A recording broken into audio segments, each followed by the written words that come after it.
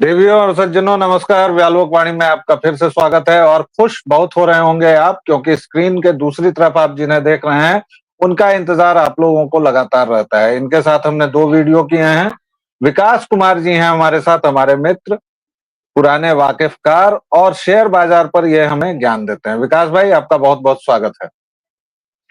नमस्कार। आप लोगों ने कई बार कहा कि इनको और ज्यादा लाएं, कोशिश है हमारी, लेकिन आज पिछली बार का वादा पूरा करने इनको मैं बीच सप्ताह में ले आया हूं। इन्होंने पिछली बार कहा था कि ये ईटीएफ यानी एक्सचेंज ट्रेडेड फंड पर बात करेंगे। अब देखिए, ये जो शेयर बाजार की दुनिया है या जो ईटीएफ है या इस तरह की जितने बातें हैं, वो मेरे लिए बेसिकली काला अक्षर भैंस बराबर है। इसलिए मैंने एक विशेषज्ञ को बिठा रखा है, क्योंकि और ये विशेषज्ञ भी ऐसे हैं जो हमारी भाषा में हमें समझाएंगे।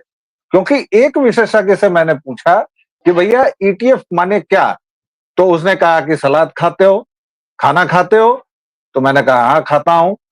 फिर उन्होंने कहा कि मान लो कि तुम रोज खाना खाते हो और सलाद खाते हो, तो एक सलाद में कितनी तरह की चीजें होती हैं भाई। उसमें गाजर भी होता है, उसमें शिमला मिर्च भी हो सकता है, उसमें प्याज भी हो सकता है, टमाटर भी, खीरा भी। तो ईटीएफ को एक सलाद की तरह समझो, जिसमें कई तरह की चीजें तुम एक साथ करते हो। अब ये बात मेरी कितनी समझ में आई, आप लोगों की कितनी समझ में आई, ये मैं आप लोगों पर छोड़ता हूं। वापस चलते हैं विकास भाई के पास। विकास भाई, यहीं से शुरू कीजिए बॉस, कि ईटीएफ भला क्या है, क्या होता है एक्सचेंज ट्रेडेड फंड।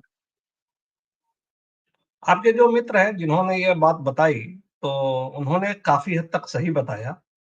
तो जो उन्होंने दृष्टांत दिया वो बहुत सही दृष्टांत है।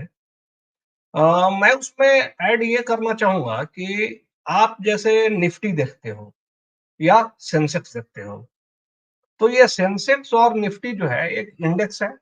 सेंसेक्स में जो मुंबई स्टॉक एक्सचेंज का सेंसेक्स है उसमें 30 स्टॉक्स है, रिलायंस, एचडीएफसी, एनटीपीसी, और वैसे ही निफ्टी में 20 और कंपनियां हैं।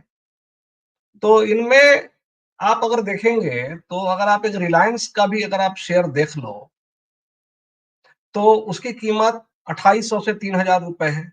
ऐसे ही बाकी शेयर है। तो अगर आपको, मैं ये कहूं, अगर आप ये चाहते हो कि मुझे कोई झाम जीवन में मोल नहीं लेना है, ठीक है, मैं स्टॉक्स में इन्वेस्ट नहीं करूंगा। इंडिविजुअल स्टॉक्स गिर सकता है, उठ सकता है, ये प्रोबेबिलिटी की बात है।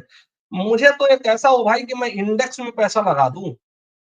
लेकिन पैसे तो अगर भाई, अगर आप मान लो कि 50 स्टॉक, अगर एक एक स्टॉक भी खरीदेंगे, तो आप कैलकुलेट कर लो कि आपको एक स्टॉक खरीदने के लिए भी उसी, अच्छा, आपको उसी प्रोपोर्शन में खरीदना है जिस प्रोपोर्शन में वो निफ्टी में है। जैसे रिलायंस का जो वेटेज है इंडेक्स में और एचडीएफसी का जो वेटेज है, वो वेटेज अडानी का तो नहीं है, या नहीं है, तो अलग अलग सेक्टर्स के, अलग अलग इंडस्ट्रीज का एक परसेंटेज में वो मौजूद है। तो उसके हिसाब से ना तो आप मैनेज कर पाओगे ना आप खरीद पाओगे। अगर मैंने कैलकुलेट तो नहीं किया है, लेकिन एक इंडेक्स को ही खरीदने में आपके 5-6 लाख रुपए के आसपास अगर खर्च हो जाए तो आप हैरान मत होइएगा। तो फिर भाई ये तो बड़ी प्रॉब्लम वाली बात हो गई। ईटीएफ उसी प्रॉब्लम को सॉल्व करता है। तो वैसे ये म्यूचुअल फंड की ही तरह है, लेकिन ये क्या करता है कि एक खास पर्टिकुलर इंडेक्स को ट्रैक करता है, उसके परफॉर्मेंस को। यानी निफ्टी अगर 1% ऊपर गया तो ईटीएफ भी 1% ही ऊपर जाएगा। अगर निफ्टी या सेंसेक्स 1% नीचे जाएगा तो ईटीएफ भी जो है वो 1% ही नीचे जाएगा। और इसमें फायदा क्या है? फायदा ये है कि इसको ना कई टुकड़ों में बांट दिया गया, इसको प्रोपोर्शनेटली। यानी कि अगर मान लो कि 185 रुपए अगर वैल्यू है एक ईटीएफ की, एक उसकी, तो आप 185 रुपए में ही रिलायंस भी खरीद रहे हो, इन्फोसिस भी खरीद रहे हो, और आप एनटीपीसी भी खरीद रहे हो और एचडीएफसी भी खरीद रहे हो, और उसी प्रोपोर्शन, एग्जैक्टली उसी प्रोपोर्शन में खरीद रहे हो, है ना? तो उन्होंने बात बिल्कुल सही बताई थी कि अगर कोई बहुत महंगी सलाद हो और वो सलाद 10,000 रुपए में, अगर मान लो कि आपको कीवी भी हो, गाजर भी हो, बीटरूट भी हो और कोई यूरोपियन भी मान लो कि बहुत महंगी चीज हो, ड्रैगन फ्रूट भी हो, तो 2,000 रुपए प्लेट सलाद है। तो ईटीएफ को ये कहेंगे कि सब में से एक छोटा सा टुकड़ा ले लिया, नहीं भैया हमें तो 200 रुपए में ही एक ये सलाद का टुकड़ा चाहिए, और उसमें भी एग्जैक्टली उतना ही न्यूट्रिशन होगा जितना कि एग्जैक्टली इसमें न्यूट्रिशन होगा। तो ये बात तो समझ में आ गई आपको मेरे ख्याल से। तो अब यहाँ पर एक सवाल लगातार आता है, मैं पहले पूछ देता हूं, आप बताते रहिएगा कि ईटीएफ को म्यूचुअल फंड से कैसे अलग समझें, ये कई लोगों ने सवाल पूछा है जी। एक तो जो एक्सचेंज ट्रेडेड फंड्स होते हैं वो किसी खास इंडेक्स को ही वो ट्रैक करते हैं। जैसे फॉर एग्जांपल निफ्टी हो गया, तो बहुत सारे ऐसे ईटीएफ्स मिलेंगे जो सिर्फ निफ्टी को ट्रैक करेंगे, जैसे नास्डैक। तो नास्डैक का जो कंपोजिट इंडेक्स है वो उसको ट्रैक करेगा आपको। जैसे निफ्टी नेक्स्ट 50 है, एक इंडेक्स है, तो जो ईटीएफ होगा वो उसको। तो ईटीएफ का बेसिक पर्पस ये है कि इंडेक्स को ट्रैक करना। और इंडेक्स को क्यों ट्रैक करते हैं उसके पीछे भी एक ठोस वजह है, और यही वो जो वजह है वो उसको म्यूचुअल फंड से सेपरेट करती है। म्यूचुअल फंड में क्या होता है, अगर आप किसी भी म्यूचुअल फंड का अगर आप पोर्टफोलियो देखें किसी भी वेबसाइट पर, जैसे वैल्यू रिसर्च ऑनलाइन है, मनी कंट्रोल है, ईटी है, आप जाकर के देखेंगे उसमें 250-300 स्टॉक्स होते हैं, कई में तो 400 स्टॉक्स भी होते हैं। तो उनका पर्टिकुलर थीम होता है कि कोई म्यूचुअल फंड है वो जैसे लार्ज कैप को कर रहा है तो लार्ज कैप हेवी होगा, कोई स्मॉल कैप है तो स्मॉल कैप को करेगा। उसमें प्रॉब्लम क्या आता है कि ये जो फंड है उनके लिए एक फंड मैनेजर होता है और एक पूरी रिसर्च टीम होती है। वो लोग पूरी रिसर्च करते हैं और उसके बाद वो स्टॉक्स का चयन करते हैं। लेकिन कई सारी ऐसी स्टडीज हैं दुनिया भर में जो ये बताती हैं कि अगर आप लॉन्ग पीरियड में देखेंगे, 10 साल 12 साल के पीरियड में अगर आप देखेंगे, तो ये जितने भी म्यूचुअल फंड मैनेजर हैं ये इंडेक्स के रिटर्न को भी बीट नहीं कर पाते हैं।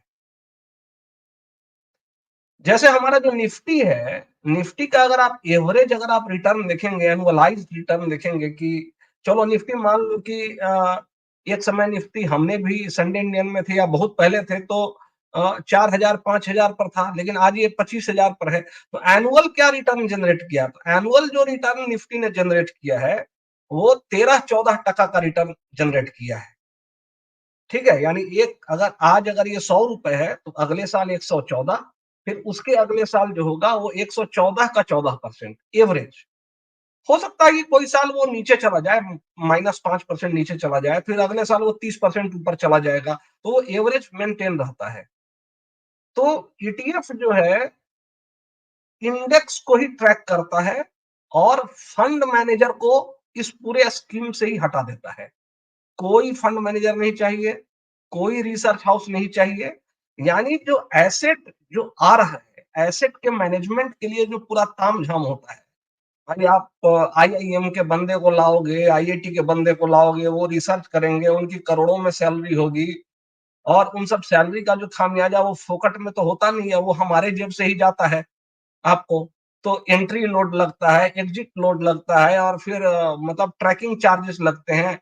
मतलब आप मतलब बहुत सारे ऐसे हिडन चार्जेस होते हैं, ना तो मैं जानता हूँ ना वो जानते हैं ना आप जानते हो।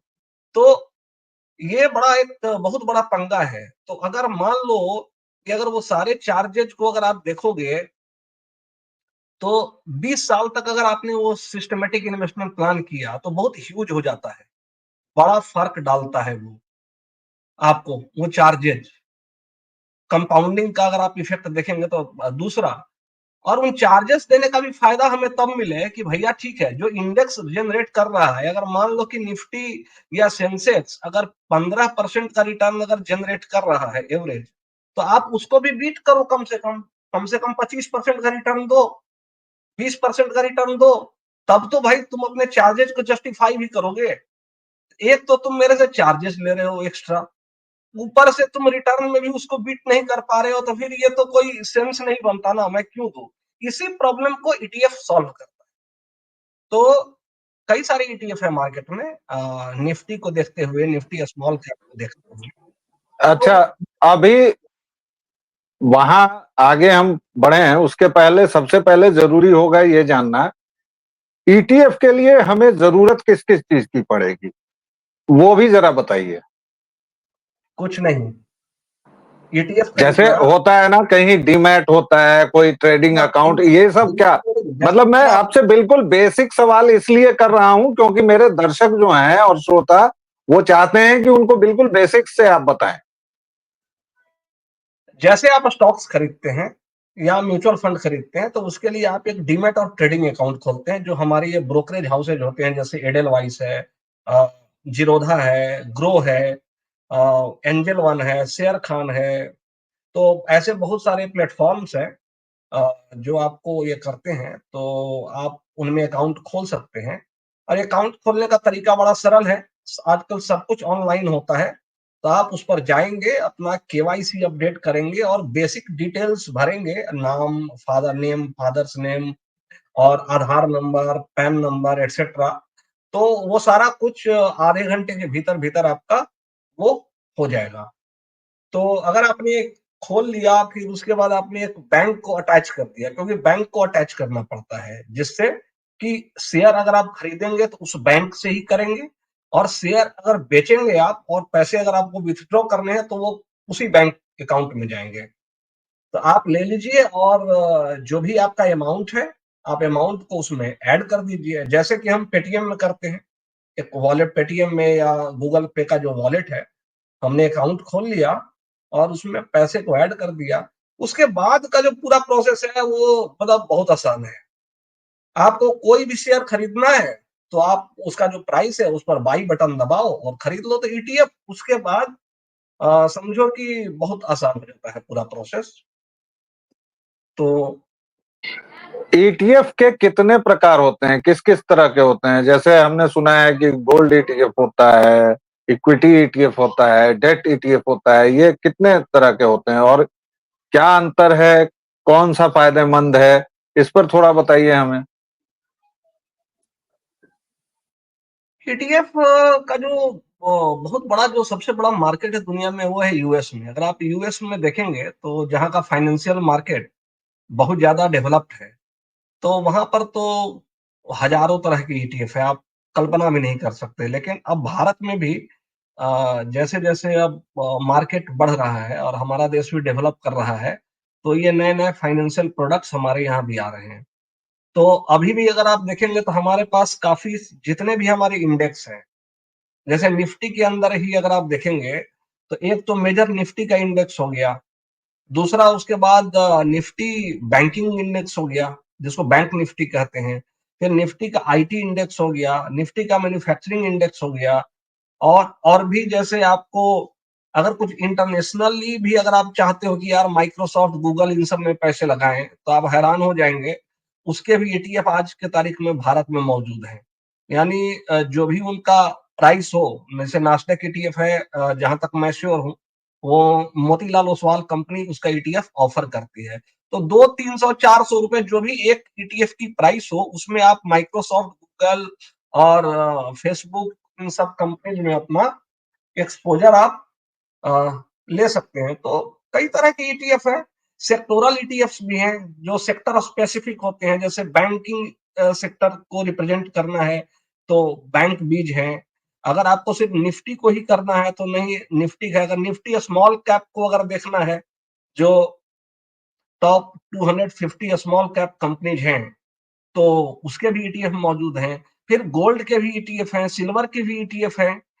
तो आप आज की तारीख में अगर आप देखेंगे, तो हिंदुस्तान के अंदर भी ये जितने भी टाइप के एसेट क्लास हैं, चाहे वो डेट हो, चाहे कमोडिटी हो, चाहे वो इक्विटी हो, चाहे वो इंटरनेशनल इक्विटी हो, हर कैटेगरी में आपके पास ईटीएफ मौजूद है। और आप पूरा का पूरा एक बास्केट बना सकते हो ईटीएफ का, और बहुत कम पैसे में बना सकते हो। और आप अपने म्यूचुअल फंड मैनेजर खुद बन जाओगे। क्यों पैसा देना म्यूचुअल फंड मैनेजर को? उनकी जी, विलासिता उनके लिए क्यों पैसा देना? खुद जी, बनाओ, खुद मैनेज करो। हम लोग आगे बहुत सारे एपिसोड्स में डिस्कस करेंगे ये सब चीजें। जी। एक अब सबसे महत्वपूर्ण सवाल, अभी क्या स्ट्रैटेजी होनी चाहिए ईटीएफ की, जो सीक्रेट स्ट्रैटेजी है लोगों के लिए, निवेशकों के लिए, वो आप क्या बताएंगे? सीक्रेट कोई भी चीज में जुड़ जाता है तो वो अपने आप में बहुत बड़ा एक क्लिकबेट होता है। तो इसको सीक्रेट हम कह सकते हैं, लेकिन ये उतनी भी सीक्रेट नहीं है। चूंकि मैं खुद भी ईटीएफ में थोड़ा सा ईटीएफ में या शेयर में थोड़ा इन्वेस्ट करता हूं पर्सनली, और थोड़ा रिसर्च भी करता हूं, तो मैंने एक रिसर्च किया। एक प्रक्रिया होती है स्टॉक रिसर्च में, उसको बैक टेस्टिंग कहते हैं। कि आपने कोई थ्योरी सोची, जैसे साइंस में होता है कि आप थ्योरी सोची आपने, एक ऐसा होना चाहिए, आप उसके बाद उस पर टेस्ट करते हैं। टेस्ट करके देखते हैं कि जो डेटा आ रहा है वो डेटा उसको वैलिडेट कर रहा है कि नहीं कर रहा। अगर डेटा उसको हर परिस्थिति में वैलिडेट कर रहा है तो वो फिर एक रूल हो जाता है। ठीक है, तो यही काम हम फाइनेंशियल मार्केट्स में भी करते हैं। लोग अपनी स्ट्रैटेजी बनाते हैं तो उस स्ट्रैटेजी को बैक टेस्ट करते हैं। तो एक तरीका तो सिप का ये होता है कि आपने ईटीएफ खरीदा, सपोज आपने निफ्टी का, हम निफ्टी पर ही बात करें कि ये जो स्ट्रैटेजी है वो निफ्टी पर ही है, और ये मेरी अपनी स्ट्रैटेजी नहीं है, मैंने भी किसी से सीखी है। लेकिन वो स्ट्रैटेजी ऐसी है कि आप उसको खुद भी कस्टमाइज कर सकते हैं। ये कोई ऐसा नहीं है कि बड़ा सॉलिड आयरन क्लैड मैंने बता दिया, आप अपने हिसाब से आप उसको कस्टमाइज कर सकते हो। बट रिजल्ट बहुत स्टैगरिंग आएगा और एक बड़ा डिफरेंस क्रिएट करेगा वो स्ट्रैटेजी ये है कि अगर आप निफ्टी ईटीएफ खरीदते हो आज की तारीख में, जैसे निप्पॉन का निफ्टी बीट जो है वो 100 200 220 आप प्राइस चेक कर सकते, हो सकता है कि मैं गलत भी हूं, लेकिन जो भी उसके एक यूनिट का प्राइस है आप उसको खरीदते हैं, राइट? तो सपोज करो कि आपका साल भर में 50,000 या 1 लाख रुपए लगाने का, 50,000 या 1 लाख रुपए लगाने का बजट हो, तो एक तरीका तो ये है कि आप 5,000 रुपए या 10,000 रुपए हर महीने आप स्टैगर करते जाएं। ठीक है, तो साल भर के अंदर हर महीने में एक सर्टेन डेट को आप वो कट जाएगा पैसा। ठीक है, जो सिस्टमेटिक इन्वेस्टमेंट प्लान में जिस तरीके से होता है, ये ठीक वही है, लेकिन थोड़ा सा डिफरेंस है इसमें। थोड़ा सा डिफरेंस ये है कि आप एक रूल बनाओ। रूल ये बनाओ कि आप महीने के फिक्स डेट को करने के बजाय आप उस दिन इन्वेस्ट करो जिस दिन मार्केट 1% या 0.5% या 2% या 1.5% या 1.2%, जो भी आपने एक रूल बनाया कि जब गिरे तो मैं लगाऊंगा, तो हो सकता है कि किसी महीने में आपको ऐसी 4-5 अपॉर्चुनिटी मिल जाए, और किसी महीने में हो सकता है कि 2-3 महीने तक आपको एकदम मिले ही ना। ठीक है, क्योंकि मार्केट गिरेगा ही नहीं। जैसे लास्ट अगर साल को देखेंगे तो साल भर में स्थिति ये थी कि अगर मार्केट अगर बुल रन में चल रहा है तो मार्केट 1% 6-6 महीना नहीं गिरेगा। तो ऐसे में आप पैसे को जमा करते रखते जाओ, क्योंकि मार्केट तो अल्टीमेटली गिरना ही है। और लेकिन आप पैसे तभी लगाएंगे जब वो एक सर्टेन परसेंटेज गिरता है। तो 1% अगर गिरे निफ्टी और आपने सिर्फ 2,000 रुपए लगाए हैं, ठीक है, हर 1% की गिरावट पे, और ये जो डेटा मैंने टेस्ट किया, ये जो डेटा जो टेस्ट किया गया है वो टेस्ट किया गया है 1 जनवरी 2020 से लेकर के, 1 जनवरी 2020 से लेकर के अभी तक। तो टोटल जो पैसे आपने इन्वेस्ट किए वो इन्वेस्ट किए 10 लाख रुपए। ठीक है, हर गिरावट पे, हर 1% की गिरावट पे 2,000 रुपए आपको डालने हैं, राइट? अगर वो 0.8% भी गिरता है तो नहीं डालने हैं। 0.9% भी गिरता है तो नहीं डालने हैं, 0.95% भी गिरता है तो भी नहीं डालने हैं। डालने तभी है जब 1% गिरे, 1.1% गिरे, तभी वो डालना है। ठीक है, ये रूल बनाया आपने। इस रूल को 5 साल तक मतलब डिलीजेंटली चलाते रहे आप, बिल्कुल कोल्हू के बैल की तरह, कि एकदम एक रूल दे दिया उसको, वो उसको। कुछ लोग ऐसे होते हैं ना, जिनको एक चीज सिखा दो फिर उसमें वो घूमते रहते हैं, जैसे अपने राहुल विंसी है, उनको जो चीज बोल दी जाए उसको। तो आप इन्वेस्टमेंट में आप उनका माइंडसेट को फॉलो कीजिए, बहुत फायदे में रहेंगे। ठीक है, खैर ये थोड़ा सा हम हट जाते हैं इससे। तो ये जो 10 लाख रुपए हैं जो आपने जमा किए हैं, ये हो जाता है 16,73,000 रुपए के आसपास। जी यानी कि ये लगभग लगभग आपको 67% का रिटर्न आपको आपको मिला, 67% का या 66% का रिटर्न आपको ये जनरेट करके आप इस स्ट्रेटजी से जनरेट करते हैं, है ना। लेकिन ब्यूटी इसकी ये है कि आप सारे पैसे एक बार में तो लगा नहीं रहे हो, आपको पता भी नहीं चलेगा आप कम कम पैसे लगा रहे हो और काफी पहले से लगा रहे हो। अगर आप इसको एनुअलाइज्ड बेसिस पर देखेंगे कि भाई ठीक है, कि हर साल के हिसाब से मुझे बताओ, ये तो आपने बता दिया कि मेरा 10 लाख जो है सो 16,67,000 हो, लेकिन जी एनुअल बेसिस पर क्या रिटर्न इसको माना जाए, जी तो ये रिटर्न आता है 21.07%। 21% का रिटर्न हर साल CAGR बेसिस पर ये स्ट्रेटजी जनरेट करती है। लेकिन अगर आप महीने के शुरुआत में अगर आप डालते रहते उसको करते, तो ये जो अमाउंट जो आप जनरेट करेंगे वो इसके कंपैरिजन में काफी कम होगा, जी है ना। तो आपने सिर्फ एक रूल बनाया कि गिरेगा मार्केट तो मैं लगाऊंगा। वो ऐसा इसलिए होता है कि जब भी मार्केट गिरता है तो गिरने में उसकी जो 1 यूनिट की जो प्राइस होती है वो कम हो जाती है, तो आप तभी खरीदते हैं जब उसकी कीमत कम होती है। ये बड़ा एक कॉमन सेंस है कि भाई आपको सब्जी खरीदनी हो या आलू खरीदना हो या टमाटर खरीदना हो, तब तो आप बहुत ज्यादा केयरफुल हो जाते हैं कि नहीं मैं तो सस्ता खरीदूंगा। अरे तुम 15 रुपए किलो बोल रहे हो, नहीं मैं तो 14 रुपए दूंगा। लेकिन जब आप स्टॉक मार्केट में आते हैं तो इस बेसिक थंब रूल को भूल जाते हैं और आप तब खरीदते हैं, अरे नहीं 15 से 22 हो गया, अब तो मैं जरूर खरीदूंगा। ठीक है, ये एक बड़ा ह्यूमन साइकोलॉजी है, इन्वेस्टर साइकोलॉजी है, जो बड़ा एक अजीब तरीके से बिहेव करता है। तो जो माइंडसेट के साथ आप आलू टमाटर प्याज खरीदने जाते हो, आप उसी माइंडसेट के साथ शेयर बाजार में उतरो और कभी भी नुकसान नहीं होगा, बल्कि बहुत अच्छा पैसा पुट करके निकलोगे। तो 21% तो जो इसकी से तीन तीन गुना ज्यादा है। जी और तो अगर निफ्टी जो है अगर 14% का रिटर्न दे रहा है, तो आप देख रहे हो ये 21% का रिटर्न दे रहा है जी आपको, 7% ज्यादा। और अगर आप 10 साल तक अगर आप इस स्ट्रेटजी को फॉलो करते रह जाएंगे, आप सोच नहीं सकते कि ये कितना पैसा हो जाएगा। 15 साल अगर आप कर दें तो भाई आप मिलियनर हो जाएंगे। हमारे जी पास हमारे जैसे सैलरीड आदमी के लिए मिलियनर होने का सिर्फ और सिर्फ एक तरीका है, वो है कंपाउंडिंग।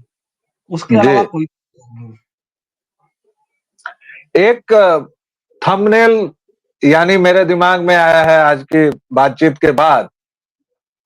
ETF करने जाएं सब्जी मंडी की तरह। आप अगर सहमत हैं तो आज का थंबनेल यही बनेगा। बहरहाल दर्शकों श्रोताओं, आज विकास जी ने जो बातें बताई हैं उनका कायदे से पालन करें। और एक बात विकास भाई लगातार बताते हैं जिस पर हम लोग ध्यान नहीं देते हैं या नहीं देना चाहते हैं या भूल जाते हैं। ये 3 थंब रूल बताते हैं मुझे, आप लोगों को भी बताया है। हड़बड़ाएं नहीं, बहुत अधिक उत्तेजना में कार्य न करें, और तीसरे की लगातार slow and steady wins the race. ये 3 चीजों का अगर पालन करेंगे तो आप फायदे में रहेंगे।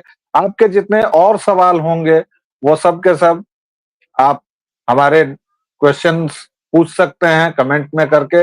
इस डिस्क्रिप्शन में हम वो पिछली बातें भी जो हमने विकास जी के साथ की हैं डिस्क्रिप्शन में हम उसको लगा देंगे। ताकि आप वो सारी बातें भी देख सकें, और अगली बार जब हम आएंगे तो आपके लिए बहुत सारे पिटारे और भी खुलेंगे। तब तक के लिए मुझे और विकास जी को दीजिए इजाजत। विकास भाई मैं कुछ कहना चाह रहे हैं? मैं थोड़ा-सा ऐड करूँगा। जी। और जब मैंने भी शुरुआत की थी तो मुझे भी उत्तेजना चाहिए होती है, ठीक है? तो शेयर जी। बाज़ार एक उत्तेजना की जगह है, लेकिन जी। मेरा ये कहना है अगर आपको उत्तेजना चाहिए, तो आप कैसीनो में चले जाओ, आप कहीं और चले जाओ, मैं उस शब्द का उच्च नाम नहीं लेना चाहता। लेकिन अगर आपको पैसा बनाना है, तो ये पैसा बनाने का तरीका हो, चाहे करियर में आगे बढ़ने का हो, मामला हो, वो बड़ा बोरिंग प्रोसेस होता है सर, उसमें कोई उत्तेजना नहीं होती है। मैं आपको फैक्ट बता देता हूँ, इसमें उत्तेजना ढूँढेंगे तो कहीं और कुछ कर लो, लेकिन आपको ये पैसा तो नहीं बनाएगा। पैसा बनाने का तरीका बड़ा सिंपल है और बड़ा ये है कि एक डिसिप्लिन को फ़ॉलो करें, रूल को फ़ॉलो करें, स्टिक करें और लंबे समय तक करते रहें। ज़्यादा पैसा नहीं कमाना है, ज़्यादा दिनों तक मार्केट में टिके रहना है। अगर आप टिके रह गए बाज़ार में बिना लॉस खाए, तो पैसा मार्केट आपको ऑटोमेटिकली बना के देता है। वॉरेन बफेट का एक कोट है, जो मैं करूँगा, शेयर बाज़ार एक ऐसा प्लेटफ़ॉर्म है, जहाँ जो धैर्यहीन लोगों का पैसा धैर्यवान लोगों के पास शिफ्ट होता है। तो आप बहुत इस खूब, तरह से सोचें। क्या बात कही है, बहुत बढ़िया। तो दर्शकों श्रोताओं, दीजिए फिलहाल इजाजत। आपके सवाल लगातार आने चाहिए, जितने सवाल हैं वो पूछिए, और आपको इस बातचीत का इंतजार रहता है, हमें भी पता है। अगली बार आप किस विषय पर सुनना चाहते हैं, कोई खास विषय हो तो वो भी हमें बता सकते हैं। हम अपनी पूरी बातचीत, पिछली जितनी भी बातचीत हमने की है विकास जी के साथ, वो डिस्क्रिप्शन में डाल रहे हैं। व्यालोक वाणी को आप जितना स्नेह और प्रेम दे रहे हैं, देते रहिए। प्लीज लाइक, शेयर और सब्सक्राइब कीजिए, और तब तक के लिए दीजिए आज्ञा। जय सिया राम। जय श्री राम।